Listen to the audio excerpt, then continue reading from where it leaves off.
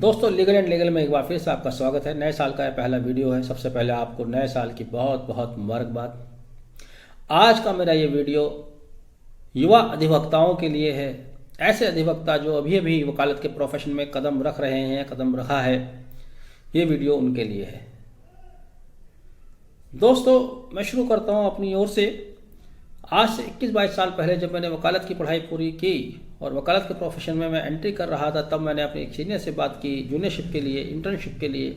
तब उन्होंने मुझसे कहा था कि वकालत का प्रोफेशन बहुत पेशेंस का प्रोफेशन है, बहुत टफ प्रोफेशन है। आप ये मत समझ लेना कि आते ही आपको पहले ही दिन से इनकम शुरू हो जाएगी।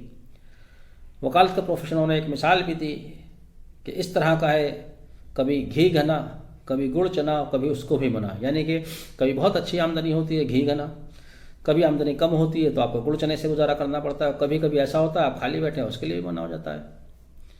ये बात किसी हद तक सही है। जब कोई नया नया इस प्रोफेशन में आता है तो उसको काफ़ी स्ट्रगल करना पड़ता है। एक और तो उसको अपना लर्निंग प्रोसेस से गुजरना होता है, अपने वकालत के प्रोफेशन को इस्टेब्लिश करना होता है, अपनी पहचान को इस्टेब्लिश करना होता है, और साथ ही साथ उसको अपना इनकम सोर्सेज भी जनरेट करने होते हैं, फाइनेंशियल रिसोर्सेज भी उसके डेवलप होने चाहिए। इन्हीं सब बातों को देखते हुए वर्ष 2018 में बार काउंसिल ऑफ इंडिया ने प्रस्ताव किया, एश्योर्ड किया कि वो नए अधिवक्ताओं को जिनकी प्रैक्टिस 3 साल से ज़्यादा की नहीं है, उनको अगले 5 साल तक 5,000 रुपये प्रति माह स्टाइपेंड देगी। बार काउंसिल ने यह भी कहा था कि इस स्कीम को लीगल सर्विसेज अथॉरिटी एक्ट 1987 के साथ लिंक कर दिया जाएगा। लेकिन जहाँ तक मेरी जानकारी है, अभी तक ज़मीनी स्तर पर इसको अमली जामा नहीं पहनाया गया। अभी पिछले 2-3 साल कोरोना की वजह से बहुत ज़्यादा प्रभावित रहे। कोई भी प्रोफेशन, कोई सेक्टर इससे प्रभावित हुए बिना नहीं रहा, उससे प्रभावित हुए बिना नहीं रहा। वकालत का प्रोफेशन भी इससे बुरी तरह प्रभावित हुआ। तब उत्तर प्रदेश के कानून मंत्री, वरिष्ठ नेता श्री ब्रजेश पाठक ने कहा था कि वह वकीलों को 5,000 रुपये स्टाइपेंड देंगे, ऐसे वकीलों को जिनकी प्रैक्टिस 5 साल या उससे ज़्यादा की हो गई है। वो दूसरी तरह का था। उस तरह का स्टाइपेंड की हम बात नहीं कर रहे, उस तरह का स्टाइपेंड की कोई ख्वाहिश भी नहीं है। मैं बात कर रहा हूँ युवा अधिवक्ताओं के लिए जो वकालत के प्रोफेशन में नए नए आए हैं। उनके लिए सरकार को, बार काउंसिल ऑफ इंडिया जिस तरह से उसने प्रस्ताव किया, इस पर और अमल करना चाहिए था। इनको स्टेट बार काउंसिल को, बार एसोसिएशन को सोचना चाहिए। लेकिन मैं आज जो आपको बताना जा रहा हूँ ये कि नए साल से केरला हाई कोर्ट की वजह से केरला के वकीलों के लिए एक अच्छी खबर है। केरला बार काउंसिल ने अब निर्णय किया है कि वह अपने युवा अधिवक्ताओं को जिनकी प्रैक्टिस 3 साल से ज़्यादा की नहीं है, उनको 5,000 रुपये प्रति माह स्टाइपेंड देगी। शर्त यह है कि उनके इनकम 1 लाख रुपये सालाना से ज़्यादा नहीं होनी चाहिए।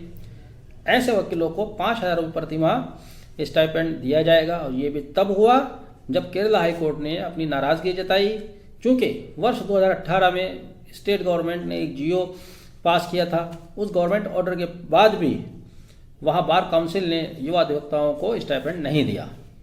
जबकि the Kerala advocate stipend rule 2021 ये शक्ति प्रदान करता है, धारा 27 में शक्ति प्रदान करता है कि वकीलों को फाइनेंशियल मदद दी जाए। साथ ही उनके पास एक अपना पुराना कानून है, Kerala advocate welfare fund act 1980, जिसकी धारा 9 सबसेक्शन 2 सब क्लॉज GI, जहाँ पर इनके पास एक अच्छा खासा फंड की व्यवस्था करता है। उसी फंड से ये अपने युवा अधिवक्ताओं को स्टाइपेंड देंगे। बहरहाल जो भी है, ये नए नौजवान अधिवक्ताओं के लिए एक अच्छी खबर है।